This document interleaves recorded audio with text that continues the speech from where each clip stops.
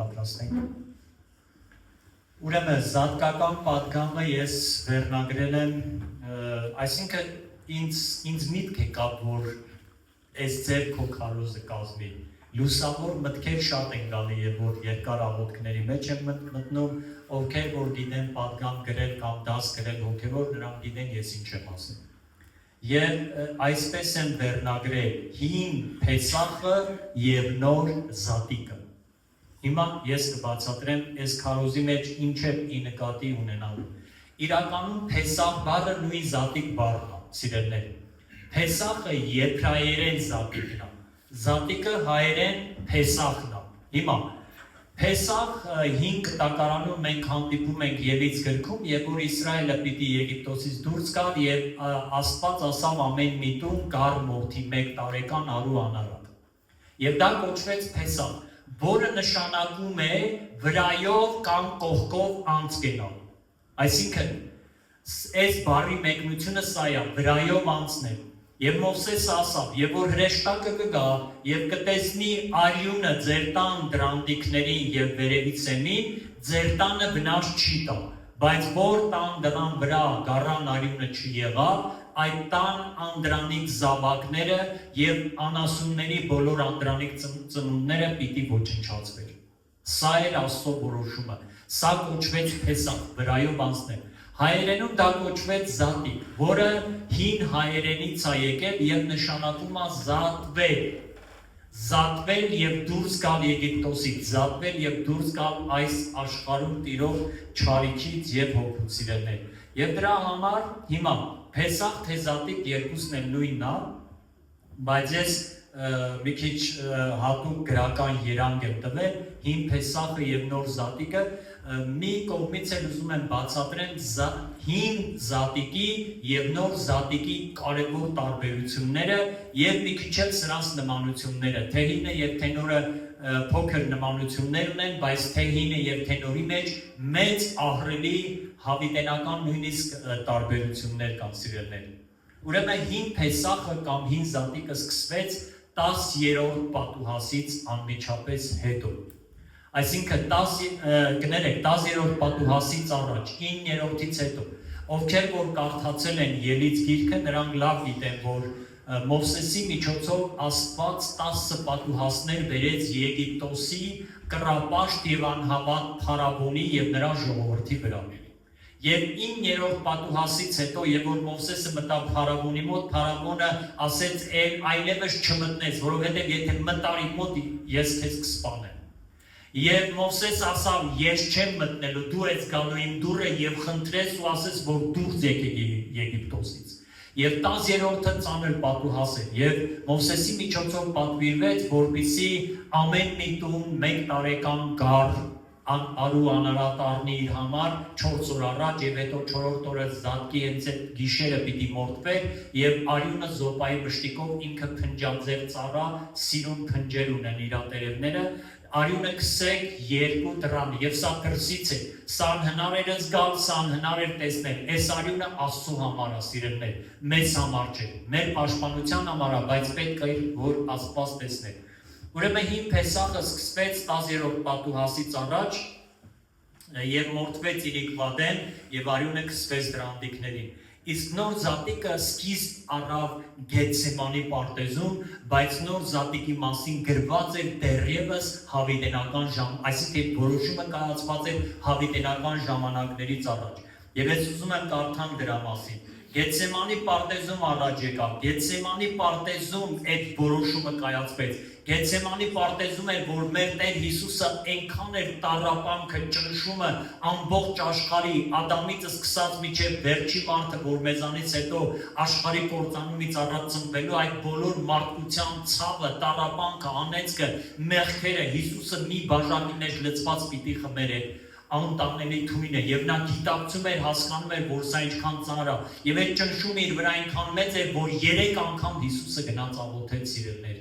3 անգամն էլ խնդրեց, ասավ հայր, այս բաժակը ինձանից հեռացրու, բայց ոչ թե ինչպես ես եմ ուզում, այլ ինչպես որ դու ես ուզում։ 3-րդ անգամը նրա վրայի ճնշումը տառապանքը մեղքի անեցքի այնքան մեծ էր խաբարի սիրելներ, որ նրա քրտինքը արյան խոշոր կաթիլների նման թափվում էր գետին։ Եվ 3-րդ անգամ հրեշտակը երևաց եւ հրեշտակը եկավ եւ զորացրեց Հիսուսին։ Եվ այդ 3-րդ աղոթքից հետո Տերը ասավ. Ելեք աշակերտներին եւ գնանք, ահա գալիս է նա, որ ինձ պիտի մատնի։ Ուրեմն սա Գեթսեմանում սկսվեց, երկրորդ նոր զատիկը Գեթսեմանում սկիզբ առավ, բայց սահմանված էր հավիտենական աշխարհի արարելուց առաջ, եւ առաջի Պետրոսում է դրա մասին գրված, առաջի գլուխ 19 եւ 20 համարները։ Այդ թանկագին արյունովը Քրիստոսի որպես անբիծ ու անարատ գարան, որ թեև նախասահմանված էր աշխարհի սկզբից, բայց այս վերջին ժամանակներում հայտնվեց ձեզ համար։ Տեսնում ենք, որ սա սահմանված էր աշխարհի ստեղծվելուց առաջ, որ գառը պիտի գա, Աստված սահմանել էր, Աստված գիտեր, որ մարդ արարածը չի կարողանալու ինքն իր ուժերով Աստծո դրախտի Եդեմի մեջ մնալ սիրելներ։ Առաջինը ազդեց միայն հրեաների վրա։ Միայն հրեաներին էր դա վերագրվում եւ հրեաները մի գիշերվա մեջ դուրս եկան Եգիպտոսից, բայց երկրորդը ազդեց ամբողջ աշխարհի վրա սիրելներ։ Մեր Տեր Հիսուս Քրիստոսի զոհաբերության շնորհիվ ամբողջ աշխարհը իմացավ այս լուրը եւ այսօր Ճապոնիայից, որտեղ որ արևը առաջինն է դուրս գալի, միջև Ամերիկա եւ Բրազիլիա մարդիկ լուսաբացին իրար այս ողջունն են տալի։ Քրիստոս հարյավ ի մեռելոց, օրհնյալ է հարությունը Քրիստոսի։ Աշխարհի 4000 լեզուներով մարդիկ իրար ողջունում են այս ողջունով։ Պատկերացնում եք Աֆրիկա, Ավստրալիա, ամբողջ Ռուսաստանը Քրիստոս վասկրեց, վայսկինը վասկրեց, չէ՞։ Ամբողջ աշխարհը։ Այն ժամանակ միայն հրեաները գիտակցեցին Փեսախի ազդեցությունը, բայց հիմա մենք եւ ամբողջ աշխարհն է գիտակցում զատկական գառի ազդեցությունը եւ զորությունը։ Փեսախը պատմական եւ հոգեվոր իրադարձություն է, որը հիշվում է հրեաների մեջ որպես ազգային ինքնության սկիզբ սիրելներ, բայց զատիկը տիեզերական իրադարձություն է, որ ամբողջ աշխարհի վրա եւ տիեզերքում հիշվում է եւ նշվում է ճիշտ ժամանակին ամեն տարի։ Փեսախը միայն հրեաներն էին տոնում դարեր շարունակ, զատիկը բոլոր ազգերն են նշում դարեր շարունակ որպես համաշխարհային իրադարձություն։ Եվ մի կարևոր փաստ, Փեսախի հին զատիկի ժամանակ մարդիկ գառը ողորմում էին, ամբողջը պիտի ուտեին։ Գառի ոտները, գլուխը, թորոտիքը ոչ մի բան չեն կարելի դենքցել, մինչև առավոտ, բոլորը պիտի ուտեին։ Եվ եթե մի բան են մնում էր, Աստված պատվիրել էր, կրակով վառեցին։ Եվ այդ գառը ուտում էին ու վերջ, այդ գառնուկը չկար, բայց նոր զատիկը Քրիստոսը մեռավ, մորթվեց խաչի վրա, բայց երրորդ օրը հարություն առավ։ Հին Փեսախը հարություն չառավ, հին Փեսախի զորությունը հրեա ազգին հասցրեց մինչև Քանանի երկիր, բայց նոր զատիկը եւ նոր Փեսախը հարություն առավ եւ մեզ հասցնում է հավիտենական Քանան եւ դրախ, հավիտենական Երուսաղեմ սիրելներ, սա է տարբերությունը։ Այն ժամանակավոր է, սա հավիտենական է, նա ժամանակների մեջ է, նոր կտակարանի զատիկը ժամանակների սահմաններից դուրս աբերում մեզ, փառք Տիրոջը։ Տեսակ, Փեսախի գառը հասցրեց անապատին եւ մանանային, որ կերան, բայց մեռան։ Հիշում եք, Հովհաննես ավետարանի մեջ եկան Հիսուսի մոտ եւ նրանից նշան էին խնդրում, որ ինքը իրան բացահայտի, եթե իսկական Մեսիան է, եւ այս դեպի բան ասին Մովսեսը անապատի մեջ մանանան տվեց մեզ, դու ինչ ես մեզ տալի, երկնքից հաց իջավ մեր հայրերը կերան։ Հիսուսն ասավ, Հիսուսը երևի իր մեջ նայր ինչ որ միտեղ ծիծաղում էր, այս միամիտները չեն հասկանում, որ այն գառը որ մորթվեց, այն ես էի, իմ խորհուրդն էր, իմ ստվերն էր, եւ նրան միջոցով էր որ դուրս եկան։ Եվ Հիսուս ասավ, այո, ձեր հայրերը դուրս եկան անապատ, կերան, մանանան, բայց մեռան։ Սա հին Փեսախի զորությունն էր, հասցրեց մանանային, հետո Քանան սիրելներ, բայց նոր զատիկը եւ նոր Փեսախը ինք անձամբ իր մարմինը տվեց ինձ ու քեզ եւ իր արյունը տվեց ինձ ու քեզ։ Մենք որոշ ժամանակ առաջ հաղորդություն արեցինք եւ Հիսուսը ասավ. Իմ մարմինը ճշմարիտ կերակուր է եւ իմ արյունը ճշմարիտ ըմպելի։ Եթե հնում գառնուկ էին ուտում, որը որ ուտում էին եւ պրծնում են, նորում մենք խորհրդաբանորեն մասնակցում ենք Հիսուսի մարմնի եւ արյան այդ կարևոր զոհաբերությանը, որը որ նաեւ պաշտամունքի ձև է, կարևոր պաշտամունք է Տիրոջ արածը հիշելու համար եւ մենք տեսնում ենք, որ նոր զատիկը Հիսուս Քրիստոսը, որ մեր զատիկը մեզ համար մորթվեց, իր մարմինը տվեց մեզ որպես ճշմարիտ կերակուր։ Հին Փեսախով ծնվեց Իսրայելի ազգը, իսկ Քրիստոսի հարությամբ նոր զատիկով ծնվեց նոր մարդը, սիրելիներ։ Քրիստոսը բաժանող պատը քանդեց։ Մի ժամանակ կար, որ հրեաները պարծենում էին, որ մենք ոմն մեկն ենք, բայց Քրիստոսից հետո էլ ոչ մի ազգ իրավունք չունի պարծենալու, թե ինքը ոմն մեկն է։ Քրիստոսի մեջ ես ու դու նոր արարած ենք։ Ամեն։ Հասկանում եք։ Մենք ոչ թե քրիստոնյա ենք դրա համար ենք հայ, ոչ էլ հայ ենք դրա համար ենք քրիստոնյա։ Մենք Քրիստոսին ընդունել ենք, նոր զատիկը ընդունել ենք, դրա համար ենք քրիստոնյա եւ մենք նոր ցեղատեսակ ենք, սիրելիներ։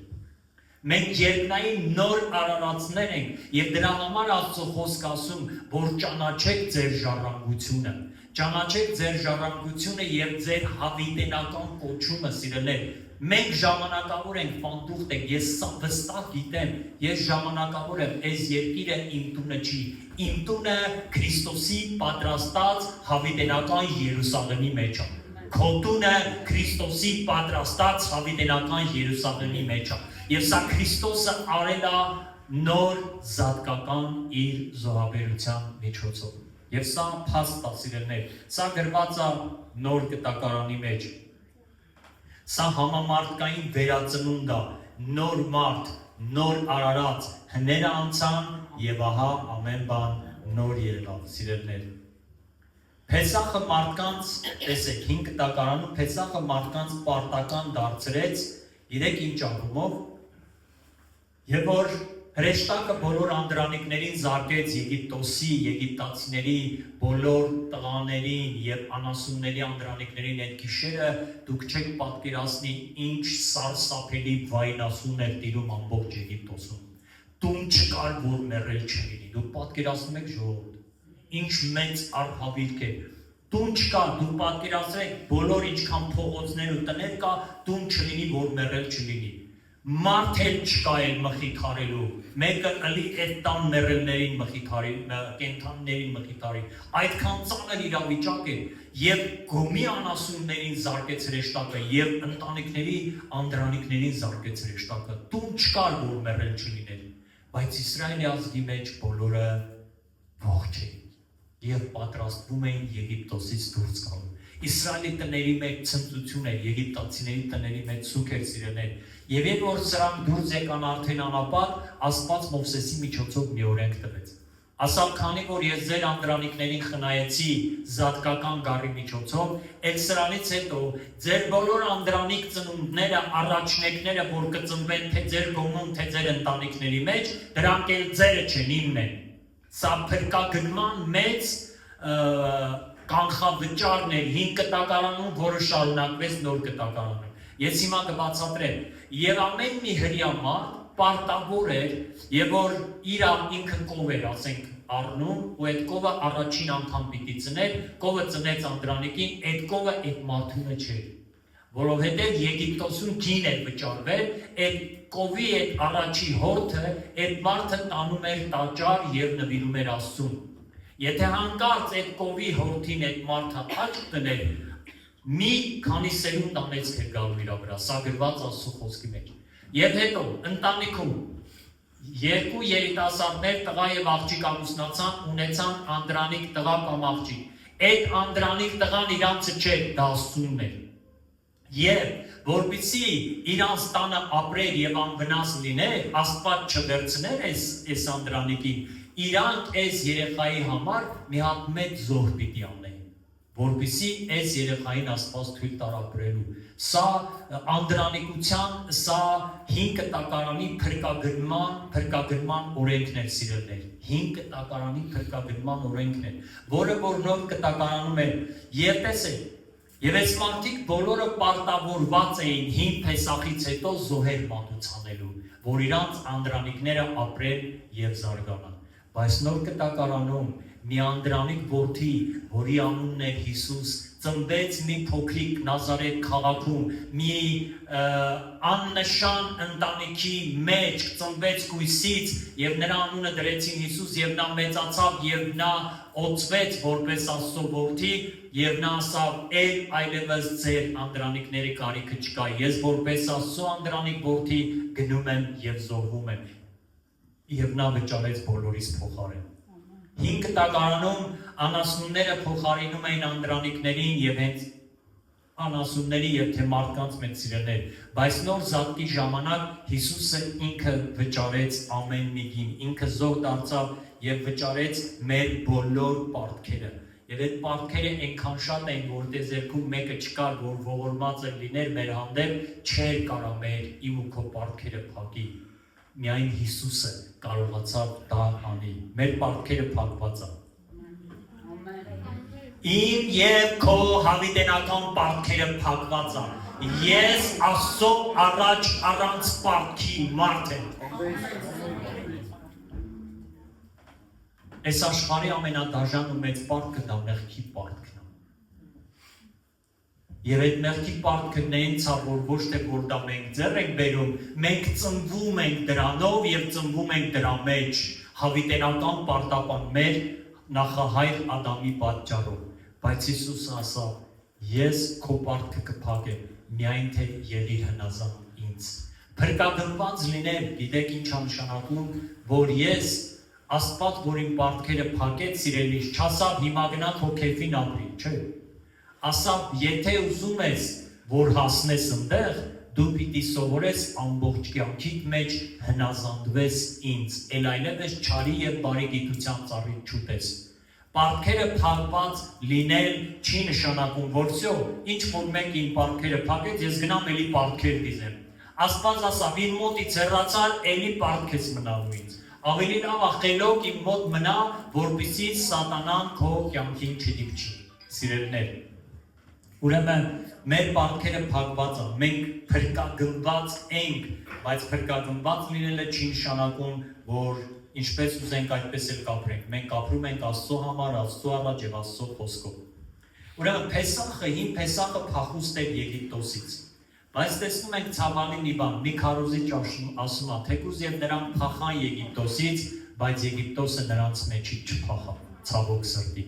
Մենք տեսնում ենք սիրելիներ, որ 40 տարի անապատի դեգերումներն անգամ չօգնեցին, որ Իսրայելի ազգը ազատագրվի եգիպտական մտածելակերպից։ Եվ նրանք, որ մնացին եգիպտական մտածելակերպ, թեկուզ եւ նրանց համար զատկի գառը մորթվել էր։ Հասկանում եք, թեկուզ եւ իմ ու քո համար պարտք է վճարվել։ Աստված ասում է, եթե քո մտածելակերպը չնորոգես եւ չհամապատասխանես իմ խոսքին, դու Եգիպտոսը քո մեջ գրելով չես կարող կանգնել իմ առաջ։ Եվ սա է սրբացման ճանապարհը, սա է նպատակը եկեղեցի գալու նաև, որ մենք գալիս ենք եկեղեցի եւ սովորում ենք ազատագրվել եգիպտական մտածելակերպից կամ այս աշխարհի մտածելակերպից, սիրելիներ։ Տեսեք, հին Փեսախը փախուստ էր Եգիպտոսից, թեև շատ-շատերի մեջից Եգիպտոսը չփախավ եւ դուրս չեկավ, բայց նոր զատիկը սա մահա խաչի վրա։ Ինչպես որ մեր Տերը մահացավ, սիրելիներ, նրանք, որ ջրով մկրտվել են, նրանք սրա մասին լավ պիտի իմանան։ Ջրի մկրտությունը սա է, ես ընդունում եմ Քրիստոսի մահը, եւ որ ես ընկլվում եմ ջրի մեջ, դրանով ես ընկլվում եմ Քրիստոսի մահվան մեջ։ Եվ որ իմ ջրից հանում են, ես արդեն որպես նոր արարած եմ դուրս գալի։ Դա իմ հավատքի կնիքն է ջրի մկրտությունը, դա Տերն է պատվիրել, սիրելիներ, եւ դա կարեւոր է մեր փրկության մեջ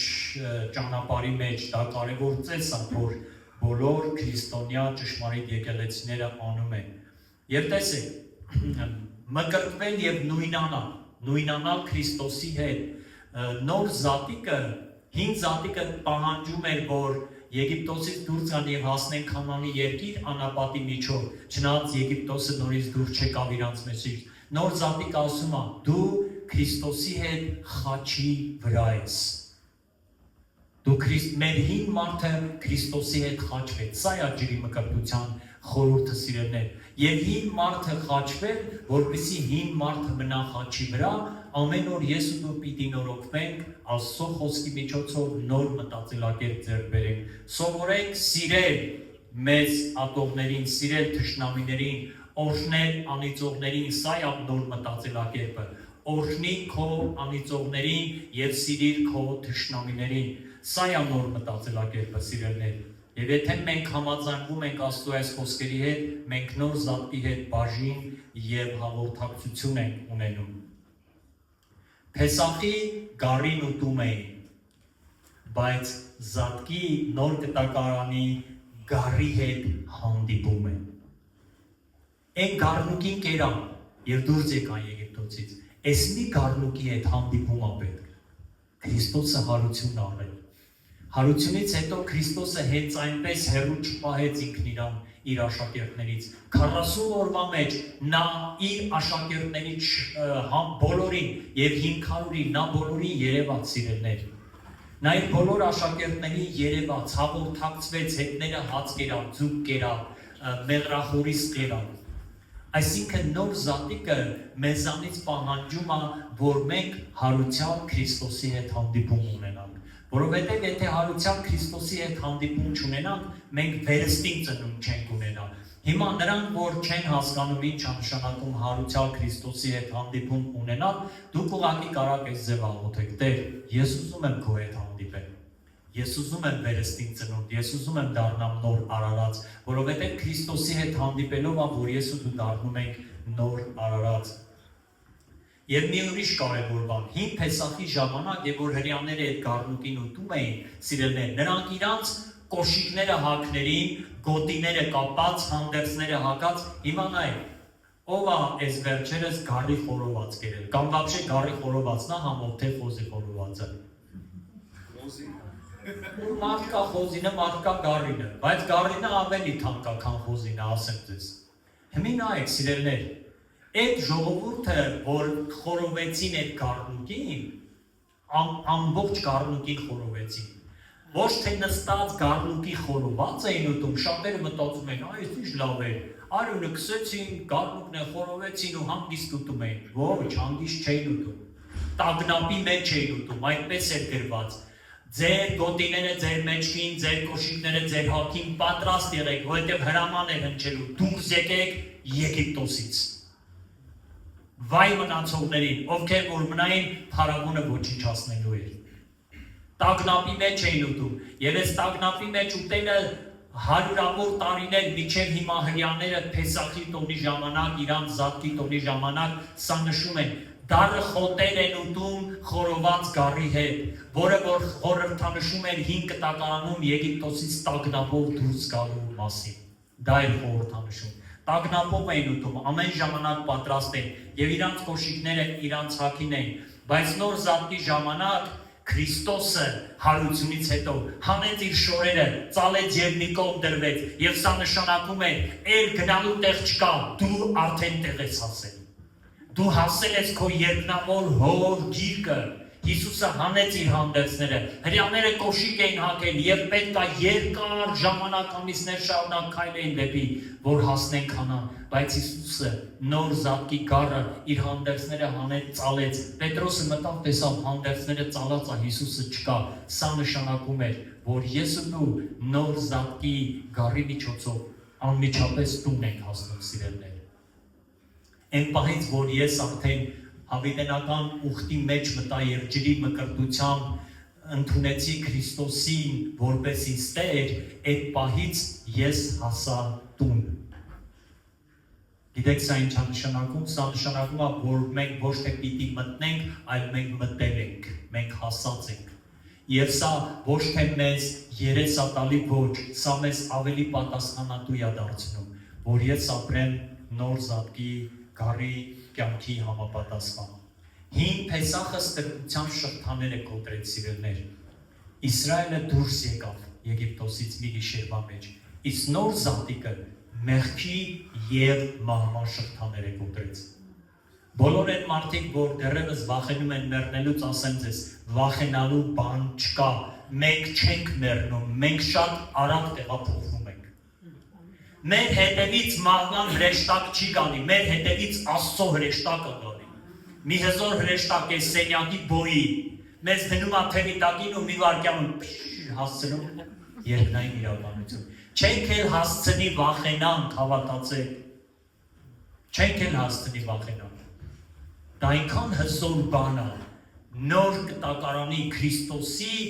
հրեշտակի թևի տակ ու հայտնվել երկնային իրականության մեջ։ Շատերի համար սա արտառոց բան է։ Ես չգիտեմ, ինձ համար դա այդքան արտառոց չի, որովհետև ես դրախտի դռների ներսն եմ տեսել, դրախտի դռներն եմ տեսել, հրեշտակներն եմ շատ տեսել, ես այն իրականության հետ շատ շոշափելի հպումներ եմ ունեցել և բաներ կա ինձ համար այդտեղ արտառոց է, բաներ կա արտառոց չի։ Այսինքն ես չեմ զարմանալու, որ հրեշտակը գա, ինձ թևի տակ առնի ու գնա, դա ինձ չի զարմացնի։ Ոչ էլ որ աստղերի կողքով, այդ տիեզերական մեծ մարմինների կողքով հասնեմ դրախտի դոռը, դա էլ ինձ չի զարմացնի։ Բայց որ Հիսուսին տենամ ֆիզիկապես, հոգևորապես իմ առաջ կանգնած, այդ արդեն մի ուրիշ պատմություն է։ Ու ելի լիքը մարդիկ, Ջավախքից, Ալավերդուց, Իջևանից, Հայաստանից, լիքը մարդիկ հաստատ հավաքվելու են ու գալու են ողջունեն մեզ սիրելներ։ Բոլոր այն մարդիկ, որոնք մեր ծառայության միջոցով Աստծո հետ հպում են ունեցել, այդ մարդիկ գալու են և մեզ ողջունեն դրախտի դռների մոտ։ Ես չգիտեմ, միգուցե 100-ը լինեն, միգուցե 1000-ը լինեն, ու շատերը կան, ասեմ ձեզ, լիքը մարդիկ կան, որ ճանապարհել են, ես մեկ-մեկ իրանց կարոտում եմ, բայց ասում եմ, զատ բան չի մնացել, բան չի մնացել։ Սա հզոր է, նոր զատիկը սիրելիներ, նոր զատիկը մեղքի և մահվան կապանքները կոտրում է։ Նոր Հիսուսը, որ դժոխք իջավ, գիտեք ինչ արավ, սատանային ասավ, մինչև հիմա մահվան և դժոխքի բանալիները քո ձեռքին ա եղել, հիմա իմն ա, ես հաղթեցի քեզ։ Սատանան չոքեց և բանալիները տվեց Հիսուսին։ Եվ Հիսուսը հայտնության գրքում ասում է, ես նա եմ, որ մեռա և ահա հարություն եմ առել և մահվան և դժոխքի բանալիները իմ ձեռքերի մեջ ա։ Դրա համար եմ ասում, հավատացյալ, դու մեռնելուց պիտի չվախենաս։ Հիսուսը հաղթել է մահվանը։ Մենք չենք մեռնում, մենք տեղափոխվում ենք։ Վարքյանի 100-րդ մասը։ Ուրեմն մեղքի և մահվան շղթաները կոտրված է, և վերջի կետը, սիրելիներ, եթե հին Փեսախի ժամանակ մորթված գառը մի ամբողջ ազգի ազատագրման միջոց դարձավ, ապա առավել ևս Հիսուս Քրիստոսը նոր զատիկը, որ հարություն առել։ Դուք պատկերացնում եք, սովորական մի փոքրիկ մի տարեկան անարատ արու գառին մորթեցին գիշերը և 3 միլիոն ժողովուրդ դուրս եկավ։ Այդ մի փոքրիկ գառի արյան միջոցով։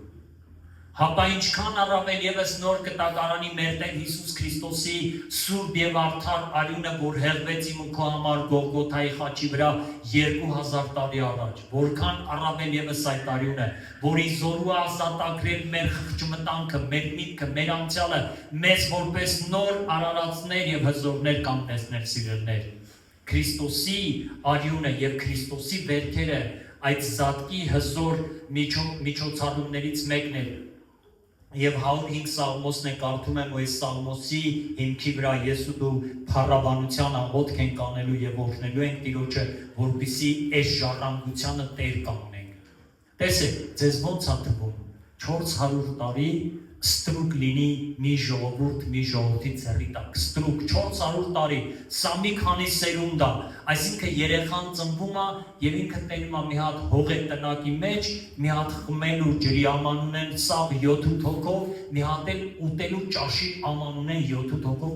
կամ 17 հոգով, և հակները համարյա շոր չկա ու առավոտ ժամը 6-ից գնում են աշխատում փարավոնի համար, երեկոյան մայրամուտին գալիս են տուն ու պարկում քնելու և այդ օրը մի կտոր հաց են տալի, մի աման ջուր են տալի և էլ ոչ մի ռոճիկ չեն տալի, ոչ արձակուրդ, ոչ մի բան, այս մարդիկ իրանց անձի տերը չէին, 400 տարի հետո, 400 տարվա ընթացքում ինչքան հիվանդություն ու տկարություն պիտի լիներ այս սերունդի մեջ, ինչքան խեղճություն պիտի լիներ, լոգիկայով։ Ինչն է պատճառը հայ ժողովրդի տխուր հայացքի, հայ աչքեր երկա, չէ՞։ Շատերս եք լսել, շատ սիրուն երկա, բայց հայի այդ տխրությունն է հայտնում։ Շատ մարդիկ, շատ մարդկանցից եմ լսել, անձամբ ես եմ լսել, գրածել եմ, կարդացել, շատ մարդիկ, որ դրսից գալիս են Հայաստան, ասում են, ձեր ժողովուրդը տխուր է, հայ ազգի հայացքի մեջ տխրություն կա։ Գիտեք ինչն է պատճառը։ Դարերով մեզ ոչնչացրել են, դարերով մենք տառապել ենք, եւ այդ տառապանքը գենետիկորեն մեր հայացքի մեջ դրսևորվում է սիրելիներ։ Հիմա տեսեք, բայց դարերով մենք ստրուկ չենք եղել, ճորտ չենք եղել, ժամանակ մենք ազատ ենք եղել հաղթական, բայց մեր գենի մեջ այդ տխրությունը կա, հասկանում եք, պատկերացրեք 400 տարի ստրուկ լինեց, եւ ինչ ասում Աստծո խոսքը, զատկի գառը մի գիշերվա մեջ աննկարագրելի հեղափոխություն արավ, 105 Սաղմոսը, եթե կարդաք այնտեղ գրված այդ պատմությունը, 37 խոսքը, եւ որ ասում է Իսրայելը դուրս եկավ մի գիշերվա մեջ Եգիպտոսից, նրանց հանեց ոսկով ու արծաթով, եւ նրանց ցեղերի մեջ մի տկար մարդ չկար։ Այդ գառնուկը, որ գիշերը իրանք խորովեցին եւ կերան, այդ գառնուկի մեջ Աստված այնքան զորություն էր դրել, այդ ուխտի մեջ այնքան մեծ զորություն էր դրել, որ այդ զորությունը 400 տարվա ստրկության, տառապանքը, ցավը, վերքերը, ամեն ինչ մի գիշերվա մեջ ոչնչացվեց, եւ հարուստ դուրս եկան եւ զորավոր դուրս եկան։ Այնքան զորավոր, որ Եգիպտոսի փարավոնը սարսափեց սրանց երեսից։ Եվ սա մի փոքրիկ 1 տարեկան գառնուկի շնորհիվ, սա 5 կտակարանն է, իսկ նոր կտակարանում Հիսուս ասավ. մի վախեցիր, ես քո հետ եմ մինչև աշխարհի վերջը։ Քաջ եղեք, մի վախեցեք, որովհետև ամեն օր ես ձեզ հետ եմ, ասում է մեր Տերը։ Հասկանում եք, նոր կտակարանի զորությունը հազարավոր անգամներ ավելի շատ է 5 կտակարանից սիրելիներ եւ պատասխանատվությունն է։ Ուրեմն մենք կարող ենք ունենալ եւ մեծ հոգեվոր ու ֆիզիկական հարստություններ, իհարկե ես ուզում եմ ֆիզիկականը մի կողմ դնել, այդտեղ հոգեվոր հարուստ մարդը ամեն տեսակ հարստության էլի վիճակի է հասնելու, հոգեվոր հարստության եւ հոգեվոր զորության մենք կարող ենք,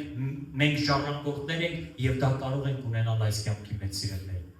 105 Սաղմոս 37 խոսք, կանգնենք աղոթքի։ Եվ նրանց հանեց ոսկով